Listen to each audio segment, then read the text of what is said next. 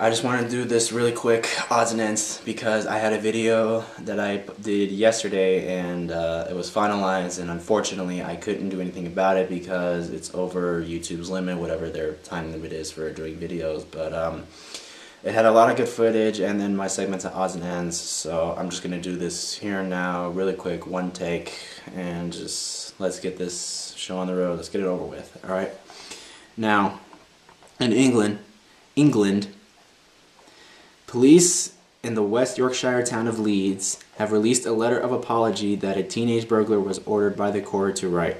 In the letter to his victims, the 16-year-old criminal actually blamed them for the crime. Quote, "I don't know why I am writing a letter to you," said the teen. "I have been forced to write this letter by ISSP, a program that administers non-custodial punishment to young offenders. To be honest, I am not bothered or sorry about the fact that I burgled your house. Basically, it was your own fault anyways."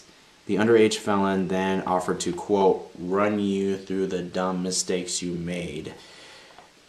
The teenager noted that his victims failed to close their curtains after they went to sleep and says they were, quote, "thick enough to leave a downstairs window unlocked.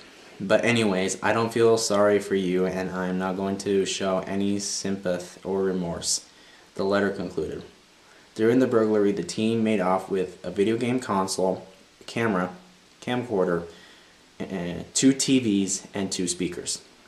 According to London's Daily Mail, Yorkshire police made the letter available to the public in order to raise awareness of what goes on in the minds of thieves. Quote, "The contents of this letter are disgusting," West Yorkshire Police Chief Inspector Melaine Jones told the Mail.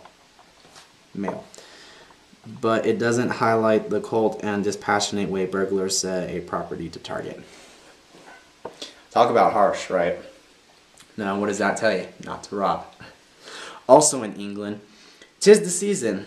Northumbria police arrested a 39-year-old man on suspicion of assault after he allegedly bit the finger off another parent at an elementary school's nativity play.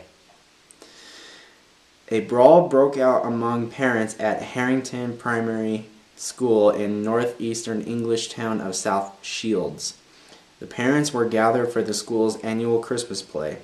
It was unclear what sparked the brawl, but one 32-year-old father was taken to a hospital near Newcastle for treatment after another father bit his finger off. Police did not disclose whether doctors were able to reattach the digit. Teachers say the children did not witness the attack as they were getting into costume for the nativity. Crazy, right? In Sweden, for the 45th year in a row, officials in the central city of Gavle constructed their traditional, quote, Christmas goat. Since 1966, a gigantic goat made of straw has been erected in the town square for the holiday season. Also keeping with tradition, the goat was burned to the ground by vandals for the 28th time. Local police told the Swedish news agency, TT, they received a call in the early morning hours of Friday, December 2nd, that this year's goat was on fire. The straw effigy was destroyed in minutes, leaving only a skeletal frame behind. Police have yet to determine what started the fire. In 2001, a 51-year-old U.S. man spent 18 days in jail and was fined $15,000 for torturing the goat. Authorities said he returned to the United States without paying the fine. Since 2006, the nearly 40-foot-high goat has been covered in a flame-resistant coating to prevent arson. It hasn't helped. Well, what can you expect? They got nothing else to do, so it's just like, hey, let's burn the Christmas goat. Hey, yay. God, stupid. Now moving on into the States. In New Hampshire, a Rochester woman planned to bring her mother's ashes with her to a bingo game, quote, for luck. That didn't work out so well. According to police, the urn containing the ashes of 64-year-old Diane Bozzi's mother was stolen from her van at the West Wind Mobile Home Park. The urn, which was less than 5 inches tall, had been left on the passenger side of the vehicle inside a bingo bag. which was filled with various good luck charms. Bozzy told Foster's Daily Democrat that her mother, who died in 2002 at the age of 75, loved to play bingo. Before her mother died, Bozzy promised she would continue to bring her to play bingo in the form of her cremated ashes. Bozzy was getting ready to go play bingo at the Rochester Senior Center when her bingo bag went missing from the van. Quote, "I just want my mother back," said Bozzy, who is hoping the remains will be returned before Christmas. Well, that sucks, but hearts and thoughts go out to her, and I really hope that she gets it before Christmas. That would be just wonderful for her. And finally, in Pennsylvania, police in Pittsburgh are looking for the man who got into the holiday spirit, so to speak, by breaking into a Pittsburgh liquor store and stealing 2 bottles of eggnog. WTAE-TV reports that the burglar was caught on surveillance video around 1:20 a.m.